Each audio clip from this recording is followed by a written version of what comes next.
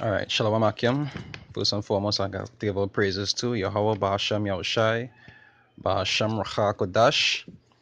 Right, that belongs to the apostles and elders of great millstone that rule well. And peace and salutation to the Akim around the world. I push this truth to the four corners of the earth.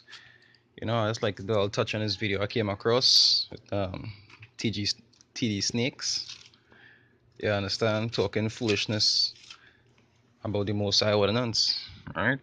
I'll bring out a quick scripture. It says, so this is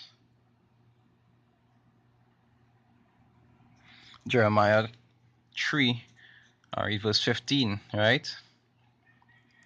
It's saying, I will give you pastors according to mine heart, which shall feed you with knowledge and understanding. Correctly and truly, that is what the men of the Lord is, the true prophets of the Most High. Prophets according to the Lord's heart, that will teach them, that will fill them with true knowledge and understanding. Well, this guy here, let me see what he had to say. That one of the signs of the covenant that God had with Israel in the Old Testament was the Sabbath day. Now, I grew up in the Baptist church, and a very traditional Baptist church at that, and I grew up going to Sunday school and vacation Bible school. And when I went to vacation Bible school and Sunday school, they taught me about the Sabbath day. And there was a great debate going on at that time as to what day was the real day to worship God. That debate continues to this day and has existed all the way back to the Old Testament theology as to what is the right day to worship God. In spite of the fact that the New Testament tells us not to give respect of days, we're still debating over what day we ought to worship. I had run into some good friends as a young man that were Seventh-day Adventists, and I still have a lot of friends who worship the Lord on Saturday, which technically... Now we know that the true men of the Lord know that it had nothing like Saturday and Friday and so forth. The ordinance and how to actually keep the Sabbath is different to how people even believe it to be now. Because you're supposed to follow the Sabbath according to the moon. The moon is what would tell you when the month would begin, as I talk about in Sirach. Salakia. The moon would tell you when the month actually begin, and that the new moon would also mark what day is the Sabbath for that month. So we know it wasn't the Saturday and Sunday and all these different days. You understand? So it's the Genesis 2, verse 2. Right? To say, I'll read from verse 1. It say, thus the heavens and the earth were finished, and all the hosts of them, and on the seventh day power, well, the Most High, well, power, I say power. On the seventh day, power ended his work which he had made, and he rested on the seventh day from all his work which he had made. Right now, you know that go back to the Alahayam, and you know I ain't gonna go that deep into it. I'll just say power. Right? Say, and power blessed the seventh day and sanctified it, because that in it he had rested from all his work which power created and made. You understand? So it was like a day to honor. In other words, that's why he sanctified that day. So that was like the off day for the nation of Israel. You know, like when you go to a job and they'll tell you you're working from Monday to Friday and you're off Saturday and Sunday. That rest day was like Israel's off day. They would relax and, you know, give homage to the Lord and so forth. We hear what he had to say about it. Is the Sabbath day. And there was a great deal of debate going on with him as to what was the right day to worship God. I have absolutely no problem with anybody who chooses to go to church on Saturday. I have no problem with that. I would never debate that. I would never argue about it. I can pass by the Seventh-day Adventist church and wave and respect and appreciate their right to worship on Saturday, probably because I also worship on Saturday. Yeah, I do.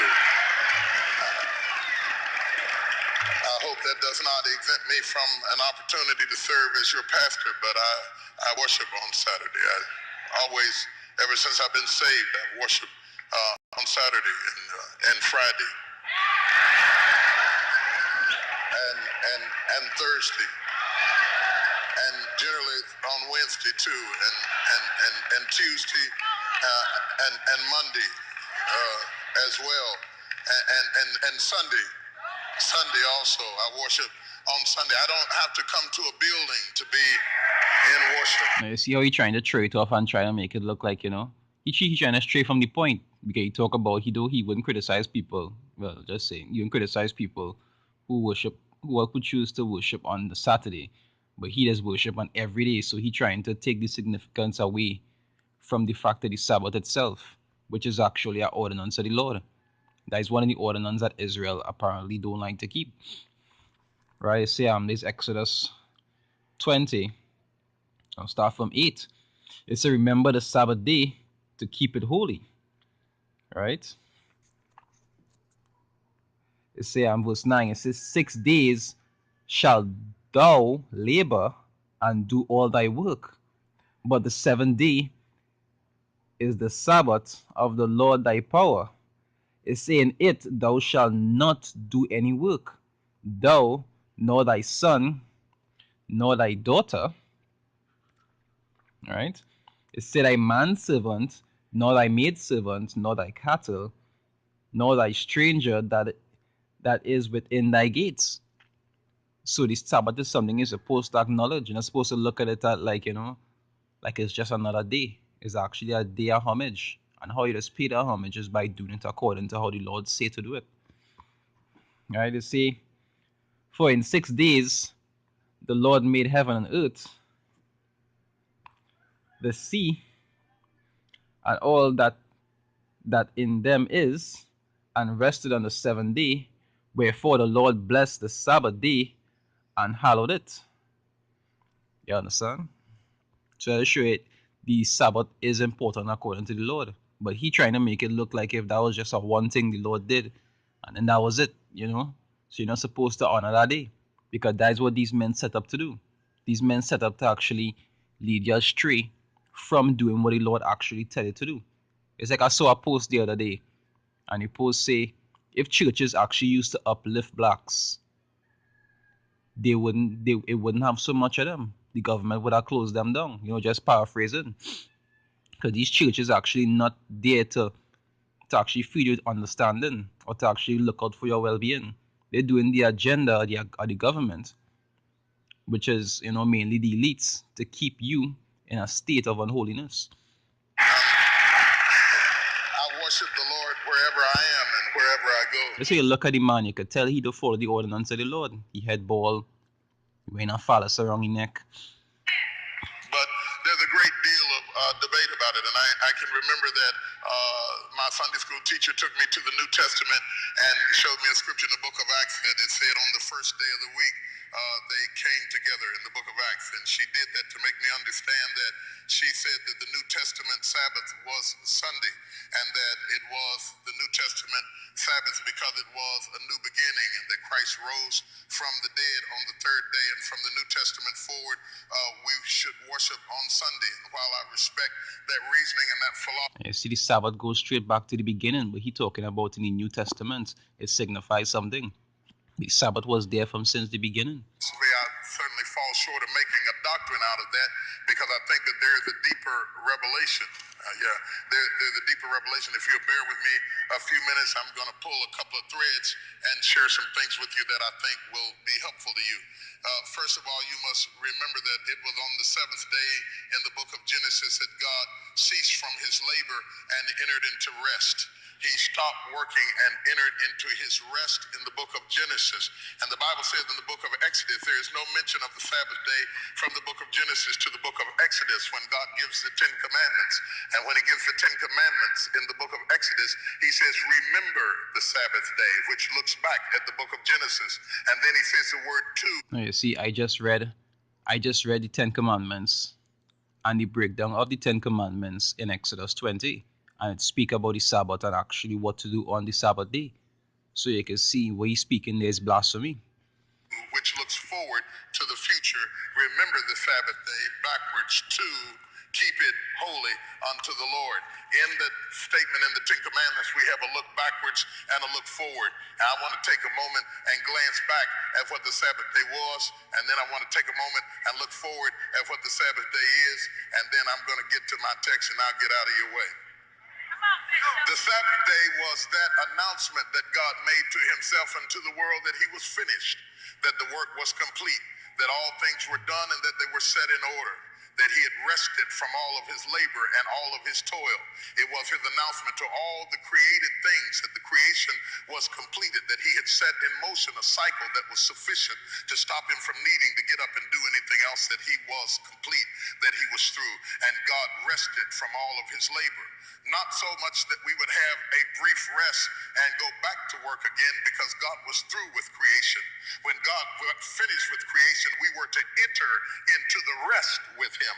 And man entered into the rest with the Lord on the seventh day and stayed in that state of rest. And there's no mention of days or works or labors anymore until Adam sinned. And when Adam Right now, he brain in a state of rest. That's what's going on here right now. He in slumber. You understand? So there's Mark 3. I'll start from 1. It say, and he entered again into the synagogue, and there was a man there which had a withered hand. Right? So the man's hand was, a little messed up. And they watched him whether he would heal him on the Sabbath day, that they might accuse him. So he actually come in there to do a good for you people, and they still marking him to condemn him. Right? To show how wicked 2/3 of Israel is. You could be doing something nice, and that's really the spirit of 2/3. You could be doing something nice for them, and they will still look for ways to put you down. No appreciation, nothing. You see, and he said unto the man which had the withered hand, stand forth. And he said unto them, is it lawful to do good on the Sabbath day, or to do evil, to save life, or to kill? But they held their peace. You understand? Because as the scriptures talk about it, say you could do good on the Sabbath. And that was also for us to understand in these times. Hey, it will have times that you wouldn't be able to keep the Sabbath the way that you would like. Sometimes you have to work. Sometimes something important will come up, whereas you can't really miss it. It's like how you talk about with the ox falling down in the pit. If you'll wait until the Sabbath finished to go and pull it out. Sometimes these things just happen. But you see, Israel, at that point in time, they didn't have discernment to balance everything properly. You're supposed to keep the Sabbath, but sometimes you'll be in a situation where you can't. Where you lose your job because you want to stay home for the Sabbath. You understand? That way he was trying to teach them balance. But that didn't mean that he didn't acknowledge the Sabbath as not being a rest day. He was just trying to teach them how to go about with balance. But wicked jakes, they don't want to hear that. Right? I'll read it over. It say, and he said unto them, is it lawful to do good on the Sabbath day, or to do evil, to save life, or to kill? But they held their peace. And when he had looked around about on them with anger, because that shit would get you upset. It said, being grieved for the hardness of their hearts, he said unto him, stretch forth thine hand. And he stretched it out, and his hand was restored whole as the other. So he healed him. You understand? So even in the New Testament, they make reference of the Sabbath, but it wasn't telling you to just disannul the Sabbath and just act like it's not a law. You just had to use wisdom, especially in this kingdom where you wouldn't be able to keep the ordinances according to how they originally supposed to be kept. But that is not what this fool's saying. This fool trying to make you believe that the Sabbath, that was just back in the days for Israel, but is now for Israel also. Sin in the garden, we see God walking again, the voice of the Lord walking through the cool of the garden, saying, Adam, where art thou? In essence, my brothers and sisters, sin broke the rest on the Sabbath day. Sin caused God to get up from his rest and move out and find an innocent lamb and slay the lamb and cover Adam's sin. I don't understand why you say God. we say that God sacrificed a lamb for the sin of Adam, and I don't understand where you get that from. Really and truly, I really don't understand where you get that from. But if that was the case, and it was done away with since the garden, why even mention it in Exodus? Because the Lord wouldn't give you information that is insignificant. From his nakedness with the coats of skin from an innocent animal. And God says, Imagine there's he perception of the when they was naked, and he covered them with skin. That is he break down that God did a sacrifice. Well, Exodus, as he gives the Ten Commandments, to remember the Sabbath day. Remember that sin breaks rest. Remember that sin breaks rest. Remember that sin breaks down communion and fellowship.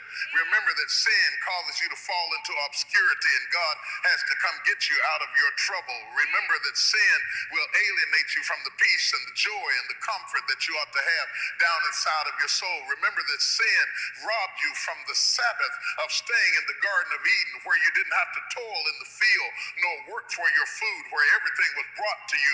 Remember what sin did to you. Remember the Sabbath day to keep it holy. Remember what all I did for you and how sin ruined everything for you and destroyed the rest from you. Don't start worshiping the Sabbath day, for Jesus says to us that the Sabbath was not made, that man was not made for the Sabbath, but Sabbath for the man.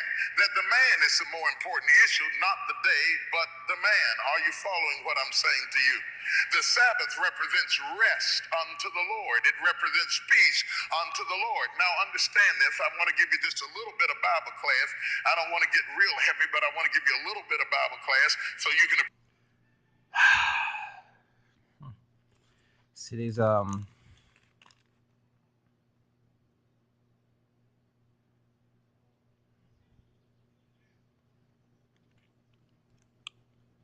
today's Matthew 15, I'll start from 13 and say, but he answered and said, every plant which my heavenly Father had not planted shall be rooted up, and that will be the end result of all these false prophets that teaching lies to the people and leading them astray. They will be rooted up eventually in the worst ways, because they actually help to lead the flock astray, right? It said, let them alone, they be blind leaders of the blind. And if the blind lead the blind, both shall fall into the ditch. It's like I talk about in Ezekiel. They say, the Lord had deceived that prophet, and he will stretch forth his hand and destroy him. Now, just paraphrasing, and that's going to be the end result of all these false pastors that teaching the people wickedness for gain and riches, studying their own belly. And I want to make this video too long. There's a few precepts. I could even go into more pertaining to the Sabbath, but there's just a few to show the kind of nonsense that has been going on in Israel. And people just sitting down and shaking their head and saying, yes, Pastor, yes, yes. Because that is what they like to hear, wickedness. They don't ever want to hear and agree with nothing that the Lord say to do. Anything not convenient for them, that is their truth. But the Lord is not about convenience. It's about his will, not yours. And with that, I like to give all praises, honor, and glory to Yahweh, Ba'ashem, Yahushai, Ba'ashem, Ruach Kodash, that belongs to the apostles and elders of Great Millstone at Ruwell, and peace and salutation to the Akim around the world that pushes through to the four corners of the earth. There's Yahweh from Trinidad Camp saying Shalom, Akim, stay strong.